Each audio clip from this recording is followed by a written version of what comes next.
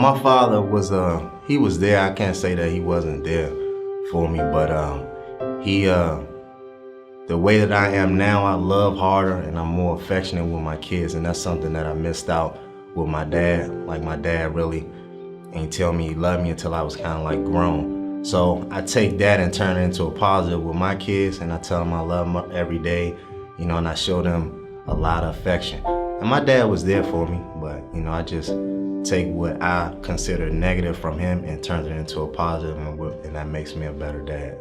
I never had a man in my life where I can actually call a dad or daddy. I mean,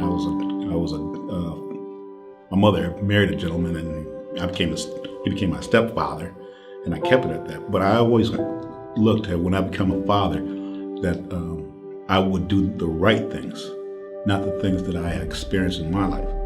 And so when I had my 3 children and 4 grandchildren, I said, I want to be a model, not like what was given to me, but a model that they could see of what a real man and a real dad could be. And I've been blessed with that. And so not only do I have 3 grown children, 4 grandchildren, but I've got other children who call me dad. And because of that example that my stepfather didn't give me, or all the men who were in my life who were not there, I was able to set up my own pattern and become a role model in a sense, so that I can be a blessing to other children and to my own children.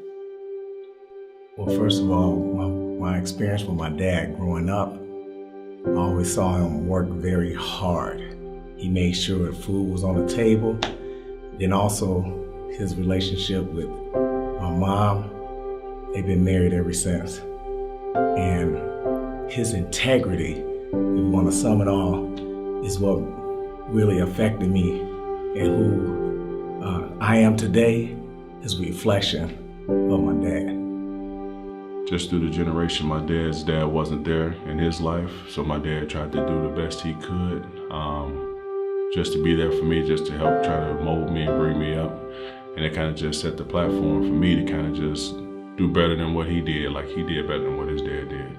And in turn, I want Caleb to be able to do better than what I do. So I try to set the bar as high as I can, so Caleb can overachieve that.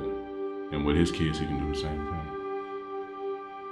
My experience with my father was, for the most part, a negative experience, you know, but it really inspired me to be the father that I am today, because he wasn't around. He lived in the same community, but he just never came around to see me, you know. So I just vowed in my heart that if I ever had kids, you know, I wouldn't leave them and I would take care of them, you know. So I think out of that negative experience has come something positive, you know, in my life. So I just really love, you know, being with my kids, training my kids up, you know, and so forth.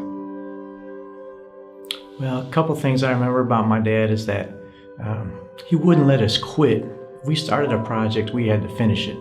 He wouldn't let us give up halfway through. It's like, you know, you made a commitment, you got to follow through on that.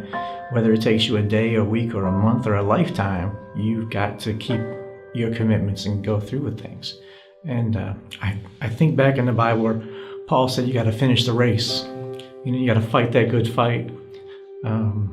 And Jesus said it's finished. He finished his job. And so my big thing with my kids is that they wanted to quit soccer last year. No, you're going to stick with it. They wanted to quit karate. No, you're going to stick with it. Sometimes they want to quit, you know, raking the leaves in the backyard. I'm like, you can quit tonight, but tomorrow you got to get back out there and finish that job. So that's kind of what I'm passing on to my kids, is that you got to finish what you start. My experience with my dad has just prepared me to strengthen my walk with Christ. Pretty much, my parents were married till I was in 7th grade. It's 11 years old, I believe. And after the little messy divorce, it was no relationship with me and my dad. So I'm not sure what went wrong or why wouldn't you want to be in your son's life. Like, we was good until then, so I just know that's an attack from the enemy. So I'm just prepared to continue my walk with Christ and stay strong and put myself in a good situation. Well, for me, I didn't meet my dad until I was 25. So growing up, it was kind of tough to have the concept of what a father was. I mean, I had my granddad there, but still wasn't my dad in the household. So I think today, knowing I didn't have a dad, it pushes me to always want to do better, make sure I stay in my kid's life. For a season, I did repeat the perpetual cycle with my oldest kid. I wasn't there for a little while, but I always had in the back of my mind that I got to get back in there because I know what it feels like not to have someone in your life that cares for you, especially a man. Me and my siblings just had my mom.